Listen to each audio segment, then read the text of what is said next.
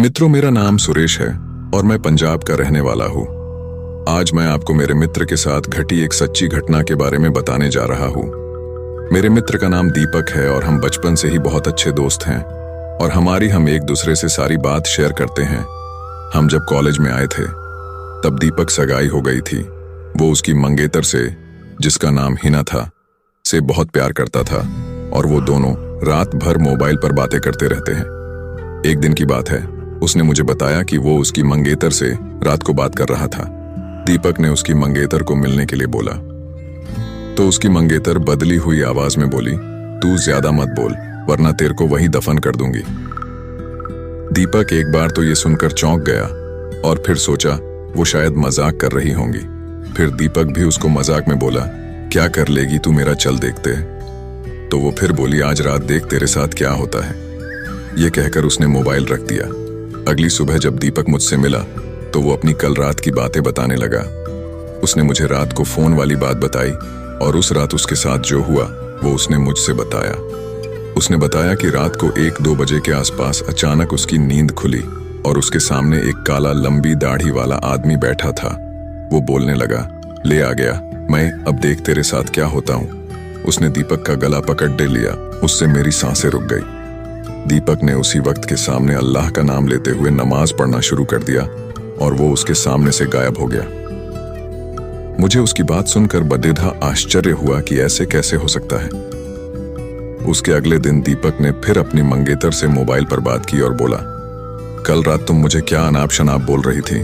उसकी मंगेतर ने कहा, ऐसा कैसे हो सकता है, लेकिन कल तो मैंने फोन ही नहीं किया था।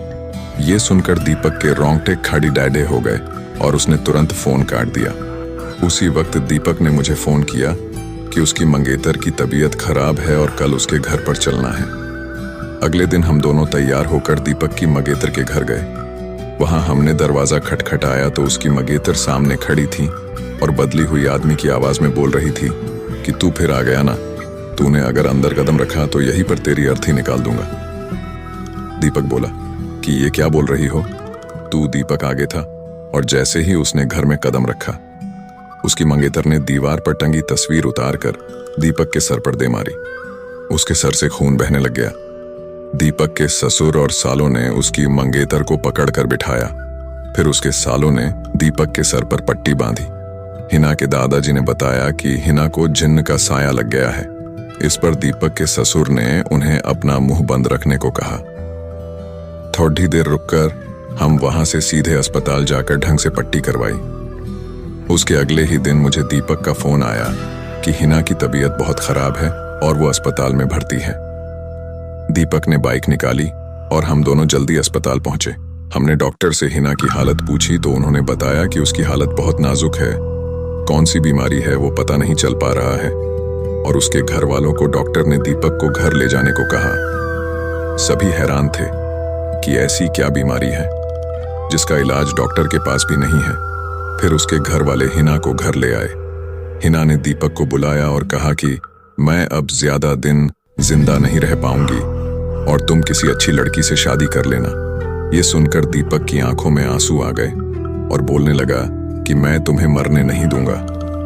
फिर हिना के दादाजी ने उसको एक बाबा के पास ले जाने को कहा। हम उसको बाबा के पास ले गए और बाबा ने बताया कि इसको एक बुरे जिन्न ने जख्द डियाच लिया है, जिसकी वजह से वो इसके शरीर को नुकसान पहुंचा रहा है। अब बहुत देर हो गई है। बाबा ने बताया कि इसका एक ही इलाज है। यहाँ से 100 किमी दूर एक दरगाह है, वहां इसका इलाज हो सकता है। और बाबा ने बताया कि इसके साथ वही इंसान जाएगा जिसे वो सबसे ज्यादा चाहती है। दीपक ने कहा कि मैं चला जाऊंगा, मुझे बाइक भी चलाने आती है। रात के 2 बजे दीपक और हिना दोनों बाइक पर निकल पड़े। लेकिन आधे घंटे बाद किसी का फोन आया कि दीपक और हिना का एक्सीडेंट हो गया है और वे मारे गए हैं। ये सुनकर मेरा रो रो कर बुरा हाल हो गया। मेरा सबसे करीबी दोस्त अब इस दुनिया में नहीं रहा। इस कहानी को सुनने के बाद आपको कैसा लगा वह कमेंट में बताना। अच्छा लगा तो चैनल को सब्सक्राइब, लाइक जरूर कर देना। धन्यवाद।